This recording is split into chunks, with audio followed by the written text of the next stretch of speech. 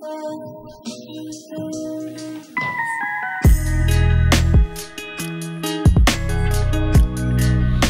semuanya, apa kabar? Dan selamat datang kembali di Auto Max sama gue Grady dan Satrio. Sekarang kita lagi mencoba Honda CR-V Civic rasa SUV. Bener juga. Ya, jadi ini facelift, dia punya tetap mesin turbo dan teknologi terbarunya adalah Honda Sensing. Tapi mungkin udah bisa kalian tebak, kita bakal cobain sensingnya. Tapi kita juga ngerasain gimana keseluruhan nyetirnya, apa beda dari yang lama atau malah sama aja. Yes, Cek tonton terus video ini.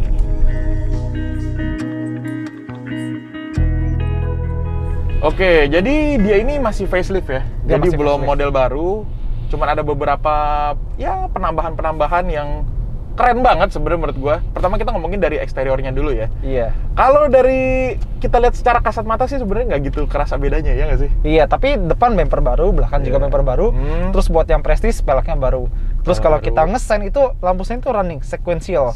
Kayak bus Pantura. Kayak ini dong, brand mewah gitu. Oh iya, kayak Audi sama Lexus sih. Nah. Terus kalau dari dalam ada beberapa perubahan yang sebenarnya kecil tapi kelihatan sama mata, terutama sama driver. Contoh di depan dulu ya, Gret. Betul. Jadi ini dia cluster instrumennya ini udah baru semua ya. Semuanya layar kecuali indikator bensin sama temperatur. Tapi dia keren ya. Jadi kayak dibikin kelihatan kayak layar padahal ini bukan gitu. Dia nggak dikasih backlight doang gitu. Iya. Keren sih. Sama di bagian tengah sekarang kalau misalnya kalian punya CR-V turbo yang pre-facelift, kan itu pakai head unit yang gede, layarnya sih gede, tapi resolusinya burik banget. Nah, sekarang dia pakai layar yang lebih kecil, 7 inci. Ya 7 inci, tapi resolusinya lebih tajam. Dan kenapa? Karena ini asli dari OEM-nya, Original Equipment Manufacturer dari Honda. Tapi ya emang kelihatan sih blank space-nya tuh gede banget. Kayak sayang banget. Dan ada satu fitur yang dikurangin saat dari head unit itu saat. Biar gue tebak. Yang berhubungan dengan kebersihan udara. Betul. Nah, Nano E itu padahal di zaman sekarang yang lagi pandemi gini padahal penting ya. Iya. Tapi malah dihilangin ya sama dia nih. Iya, aduh. Mungkin bisa buat next gen kali ya. Sama dia udah bisa Apple CarPlay sama Android Auto belum? Udah, tapi dia masih wired ya. Ya, belum wireless. Ya, it's okay lah, lumayan. Terus kalau dari tata letak secara keseluruhan masih seperti yang lama ya. Bahan-bahan empuknya juga masih ada, tapi plastiknya juga masih ada. Kayu-kayunya juga masih ada. Iya. Jok depan dua-duanya elektrik, rem parkir elektrik, brake hold. Terus lacinya di sini masih paling praktis. Betul. Dan dia masih 7-seater, jok tengah bisa maju mundur, panoramic sunroofnya gede, dan ada AC buat penumpang baris belakang. Yoi. Oke, sekarang dia juga punya power back door ya, dengan sensor selengkat. Sensor kaki. Iya. Sensor sliding ya. Sliding. Oke, nah tapi berhubung Grady yang udah lebih sering bawa mobil ini daripada gua, sekarang kita bahas nyetirnya, Gret. Iya. Jadi sekarang kita bahas dari mungkin posisi duduknya dulu ya.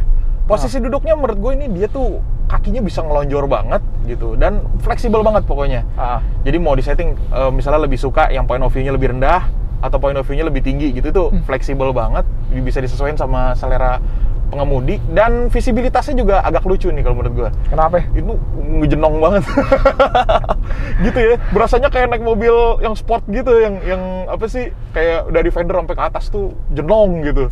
Ya, jadi kalau kalian duduk di bangku supir atau penumpang depan, coba lihat di sudut kiri bawah atau kanan bawah kaca depan. Itu ada bagian kap mesin yang kayak sedikit nutupin bagian kaca. Bener-bener. Bukan minus sih, cuma baru pertama kali aja kita lihat yang kayak gini. Iya.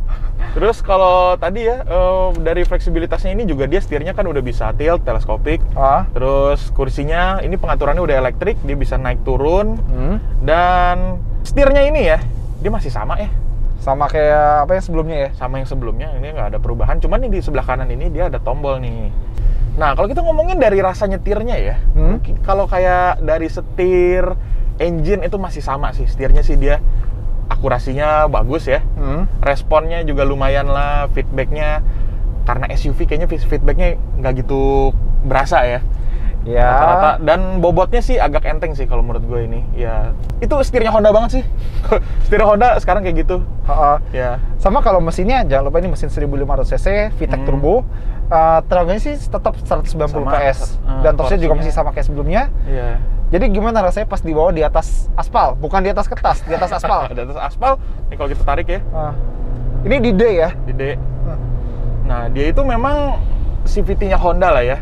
Kalau misalnya kita mau tarik itu, dia halus, jadi nggak ngejambak. Kalau misalnya dulu, mungkin di sini ada yang fans Honda yang dari zaman dulu terkenal sama terkenal sama VTEC-nya. VTEC itu kan kalau udah RPM misalnya, ya udah kena VTEC-nya langsung nariknya jambak kan, wong gitu. Nah kalau ini nggak, dia halus banget. Kayaknya tuh Honda sekarang tuh bukan ngejar sporty lagi, ngejar comfort kayak sekarang ya. Ya susah ya Pak, kalau dulu VTEC Kikinio, sekarang Turbo Kikinio. Turbo kick-in, ya. Dan seperti yang tadi Hilsa udah ngomong juga, dia ada CVT dan ada turbo. Jadi pergabungan antara turbo lag sama Rubber band nih. Jadi ya memang ya kayak gitulah performanya. Iya. Jadi udah apa namanya, CVT kadang suka ada rubber band yang bikin agak kerasa nge-lag. Mesin turbo juga ada turbo lag. Jadi ya perlu pembiasaan. Betul. Nah, sekarang kalau kita ngomongin segi suspensi ya. Ini suspensinya tuh kalau menurut gue dia terlalu soft ya. Bahkan rasanya tuh kayak ngebawa Innova versi monokok gitu loh. Iya. Jadi ini terlalu soft untuk sebuah Honda. Jadi kalau dulu Honda itu terkenal dari segi sportiness-nya, ini nggak ada Honda-Hondanya rasanya. Ya mungkin buat orang yang baru pernah punya Honda gitu ya, mungkin ini hal yang bagus. Tapi kalau fansnya Honda pasti kecewa sama performa suspensi yang kayak begini nih. Memang ngejar comfort banget. Di depan ada belokan, kita coba belok agak lumayan kenceng. Sekarang kecepatan 65 ya? Ya, 60. Belokannya 90 derajat nih. Oke. Ambil apex. Tat. Buset, body roll. Body roll. Kapal oleng, Kapten. Ya memang dia nggak ngebuang banget gitu ya, tapi body roll-nya berasa gitu. Pantatnya sih tetap napak. Dan kok kayaknya ya, ini gue nggak tahu perasaan gue atau memang faktanya kayak begini. Gue merasa belakangnya nih kayak lebih empuk dibandingin sama CR-V Turbo yang generasi sebelumnya ini. Gitu, kayak kita tadi lewatin polisi tidur aja, ya. Itu sampai ngesuai gini loh, sampai mental-mentul gitu. Oh, jadi depannya udah antep, belakangnya masih wing gitu loh. Jadi empuk banget sih memang nih mobil. Ya mungkin kalau buat apa, pemakai keluarga sih ya, biar anak bini nggak komplain. Nah, jadi kenapa si CR-V ini bisa nyaman? Salah satunya adalah karena dia pakai ban Bridgestone Dweller HL33 sebagai standarnya. Jadi ban ini benar-benar cocok buat SUV kayak CR-V. Karena dia didesain untuk memberikan performa pengendalian yang baik di berbagai macam kondisi jalan, baik itu jalanan basah, di luar kota maupun dalam kota. Bentuk kembangnya simetris, jadi ngurangin kemungkinan terjadinya aquaplaning atau ban slip saat kita melaju di genangan air atau jalanan basah. Ban ini juga nyaman dan performanya juga cukup baik. Hambatan glidingnya juga rendah, makanya bisa membantu efisiensi bahan bakar yang lebih baik. Mantap deh pokoknya. Nah, jadi buat teman-teman nih yang lagi pengen beli ban gitu, download aja nih aplikasi Tomonetnya Bridgestone di HP kalian. Jadi kalian bisa beli ban nggak pakai ribet. Tinggal pilih aja mobil kalian apa, jenis ban yang kalian mau beli, ukuran, pilih tokonya ya, yang lokasinya terdekat saja sama rumah gitu kan. Tinggal bikin janji, appointment, nanti tinggal datang, ganti ban, selesai deh. Ya udah gitu, aplikasinya ada di Play Store dan juga App Store. Android ada, iOS ada. Atau kalau misalnya kalian pengen pakai laptop, kalian juga tinggal buka websitenya Tomonet di tomonet.co.id untuk pembelian ban baru Bridgestone. Mantap. Terus apalagi yang lu rasain habis nyobain mobil ini? Udah lebih lama daripada gue soalnya. Yaelah, gue cuma beda berapa jam. Yang gue berasa beda itu adalah refinement. Refinement-nya dia sedikit improve sih. Memang dia lebih improve, cuman buat harganya menurut gue masih agak sedikit kurang gitu ya, terutama dari ini nih, kekedapan kabin. Bisa lebih baik lagi sih. Iya, kekedapan kabinnya bisa lebih baik lagi. Ini yang kalau dari kayak gini yang berasa nih suara bawah nih. Suara angin kolong gini. Angin kolong sama sedikit dari aspal ya. Iya, dan kalau ban sebenarnya dia udah pakai Bridgestone Dweller, jadi harusnya dari road noise-nya harusnya nggak terlalu berisik ya. Dia lumayan comfort bannya gitu. Iya. Dan kayaknya dibanding unit yang kita coba sebelumnya, ini sedikit lebih kedap ya? Iya, bener, sedikit lebih kedap. Terutama pintunya. Ya, pintu-pintunya ini kalau misalnya lu sadar saat pas lu buka pintu, berasa berat. Ya, tumben. Iya, tumben gitu. Biasa kan Honda kan pas buka pintu aja bunyi dong gitu kan. Bodinya bunyi dong gitu. Nah, kalau ini enggak nih, berasa lebih solid dan lebih berbobot juga pintunya. Cuma paling enggak ini, jadi pintu yang berat tuh lumayan bisa ngasih feel quality juga nih. Iya, lebih berasa berkualitas gitu. Cuma kalau apakah ini yang paling kedap di kelasnya, kita rasa sih masih ada yang better sih ya. Enggak. Makanya gue bilang untuk harganya dan segmennya ini bisa lebih baik lagi. Tapi ya kita lihat dari improvement yang kayak gini, beda harganya cuman 30 jutaan sama yang lama ya. Ya kurang lebih. Ya lumayan lah improve-nya. Terutama yang yang paling penting nih Honda Sensing ini. Nah, Sekarang kita masuk ke bahas Honda Sensing-nya. gue udah coba di Accord, sekarang giliran lu. Jadi Honda Sensing ini tuh apa ya, sekelompok fitur safety dari Honda yang paling canggihnya lah. Nah, yang tadi gue udah coba sih tuh yang fitur ini nih, ACC, Adaptive Cruise Control. Nah, itu fiturnya dia bisa sampai ini ya, low speed follow. Iya, jadi bisa buat dipakai macet-macetan. Dalam kota bisa, luar kota juga bisa. Nah, cuman convenient banget, enak, dan dia kalau misalnya kita lagi di tol juga, dia bisa ngikutin jalannya ya. Setirnya agak belok gitu, cuman nggak bisa belok yang ekstrim banget. Oh, itulah lane keep assist. Nah, itu gabungan antara si Adaptive Cruise Control sama si LKAS. Ya benar, lane keep assist system. Ya, itu gabungan, jadi dia bisa ngikutin jalurnya gitu. Cuman dia harus dipegang ya. Dia kalau selang berapa detik setirnya nggak kita pegang, dia langsung ada notifnya gitu. Suruh pegang setirnya, kayak gitu. Ya, memang oke, convenient buat di tol, cuman ya yang paling susah itu sebenarnya buat ngujinya di jalanan Jakarta sih, jujur aja. Orang Jakarta. Tahu kan kalian trafik Jakarta kayak gimana? Nanti tiba-tiba ada motor yang tiba-tiba motong, nanti dia langsung ngerem gitu. Dan ngerem buat akselerasinya lagi ya, itu makan waktu. Jadi kayak si CR-V ini dia baca dulu nih depan. Kalau udah aman dia baru akselerasi. Yang akhirnya mobil belakang udah keburu klakson. Karena kita kelamaan gitu.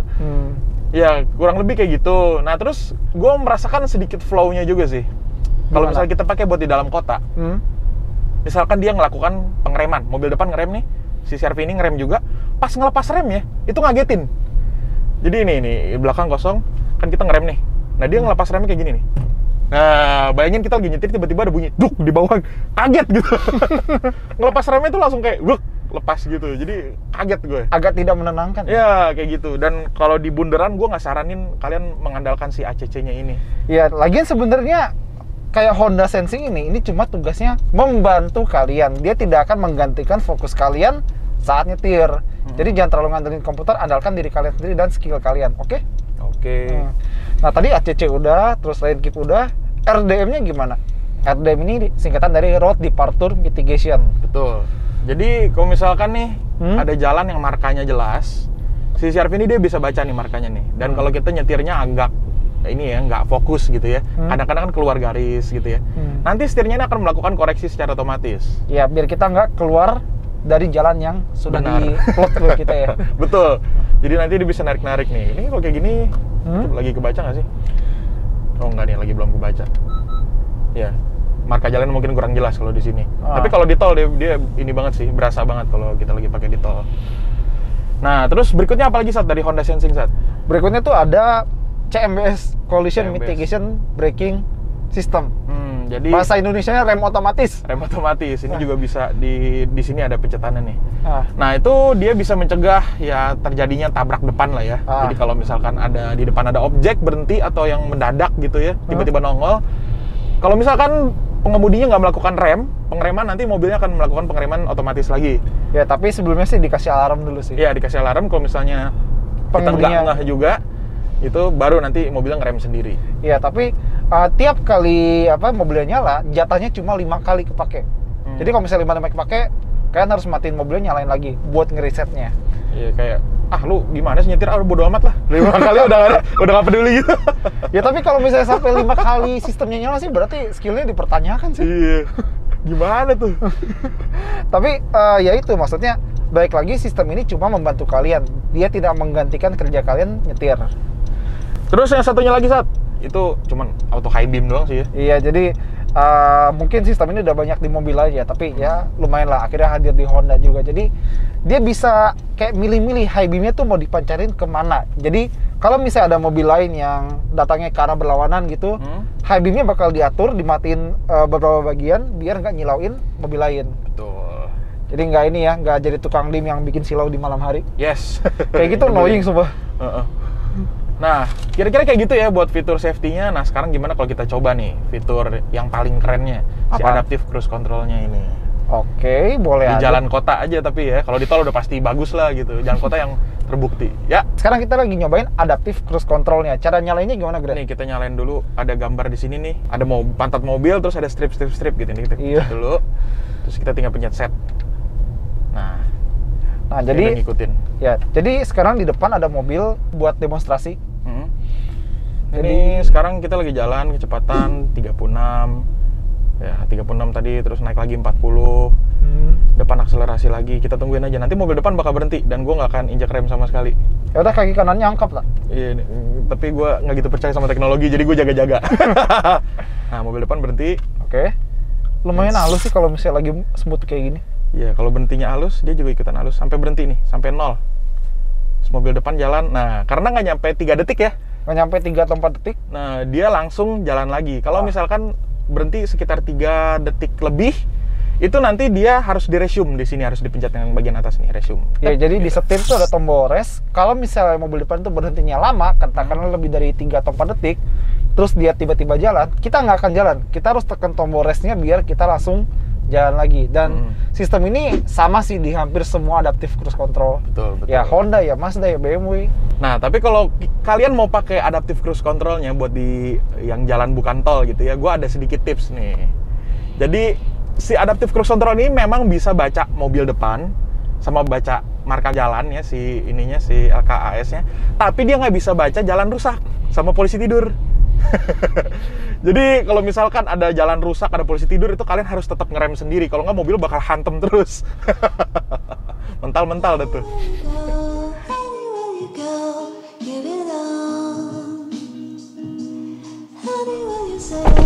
Oke, kita udah sampai di kesimpulannya nih ya. Bener ya, pintunya berat. Ya pintunya berat kan? Kayak beban lu ya? Ngaca. Oke, jadi si CR-V Turbo Prestige Facelift ini, dia ini bukan cuman kayak tampilannya doang yang berubah, tapi dia dari segi performa dan fiturnya juga ada perbedaan ya. Iya, performa, kalau menurut gue dia terlalu soft untuk sebuah Honda sih. Iya. Sekarang jadi lembut banget gitu ya. Ya, jadi ini cocok buat bapak-bapak ugal yang udah bosen racing, pengen pensiun, tapi biar anak istri nggak komplain. Iya, masih mereknya Honda gitu. Ya, dan kalau dari segi fitur sih banyak banget sih. Ya, fitur penambahannya terutama Honda Sensing. nah, itu fitur safety yang akhirnya sampai juga di Indonesia. Ya, mobil kedua yang pakai nih. Iya, Yang pertama Accord. Mobil keduanya CR-V, mobil ketiga apa? Apa ya kira-kira? Brio Satya kayaknya. Long way to go. Ya, Ya. tapi dengan facelift ini ya, jadi emang mempertahankan value-value yang udah dimiliki CR-V sejak generasi CR-V Turbo ini. 7-seater, terus dikendarinya masih nyaman. Masih nyaman. Mesin turbonya ya lumayan lah, meskipun ya udah kebantu sama CVT, tetap aja ada rubber band sama turbo lag-nya. Betul. Dan dengan range harga 30 jutaan ya dibandingin sama yang model sebelumnya, menurut gua ini improvementnya lumayan banyak sih. Harusnya dari awal begini. Iya, harusnya dari awal kayak gini sih gitu. Ya cuma jadi worth it lah setelah revisi facelift ini. Kalau dulu itu cost reduction vehicle CR-V, sekarang udah nggak terlalu. Ya, seperti gue bilang, CR-V, Civic rasa SUV. Oke, gitu aja buat video kali ini. Thank you banget udah nonton. Kalau misalnya kalian suka, tekan like, komentar di bawah, dan subscribe kalau misalnya kalian belum, tekan juga tombol lonceng supaya langsung masuk notifikasi baru ke HP kalian kalau kita upload video baru. Oke, saya Satrio. Gue Grady. Jangan lupa makan. Lo gua yang ngomong, salah. Tahu kan kalian traffic Jakarta kayak gimana? Nanti tiba-tiba ada motong yang motor, nanti motong yang motor,